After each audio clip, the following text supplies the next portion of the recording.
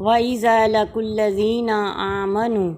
اور جب یہ لوگ ایمان والوں سے ملتے ہیں، قالوا آمنا، تو کہتے ہیں کہ ہم محمد صلی اللہ علیہ وسلم پر ایمان لے آئے ہیں۔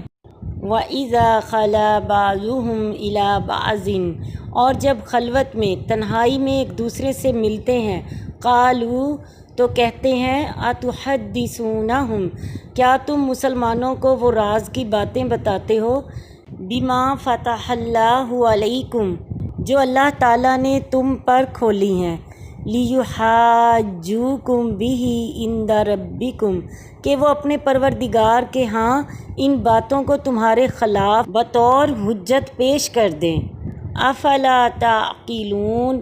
کیا تمہیں کچھ بھی عقل نہیں رہی؟ اس آیت سے معلوم ہوتا ہے کہ نبی آخر الزمان صلی اللہ علیہ وسلم کو پہچاننے کے لیے تورات وغیرہ میں خاصا مواد موجود تھا، جسے یہ لوگ نبی آخر الزمان صلی اللہ علیہ وسلم کے مدینہ آنے سے پہلے لوگوں میں مشہور کر چکے تھے، اور ان میں کچھ لوگ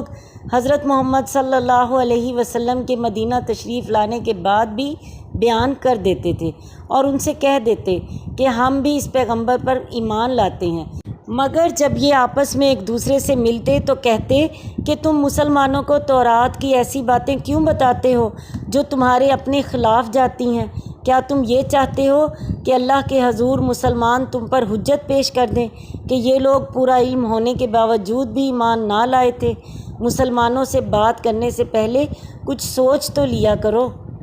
اس لیے یہود علماء کا یہ خیال تھا کہ بعض مسلمانوں کے بتانے سے ہی اللہ تعالیٰ کو قیامت کے دن اس حقیقت کا پتہ چلے گا، ورنہ نہیں پتہ چلے گا۔ اللہ تعالیٰ کے متعلق ان کی معرفت اتنی کمزور ہے کہ انہیں یہ بھی یقین نہیں کہ اللہ تعالیٰ ان کی کھلی اور چھپی سب باتوں کو خوب جاننے والا ہے، اور ان باتوں کو بھی جو یہ اب اپنے ساتھی یہودیوں سے کر رہے ہیں۔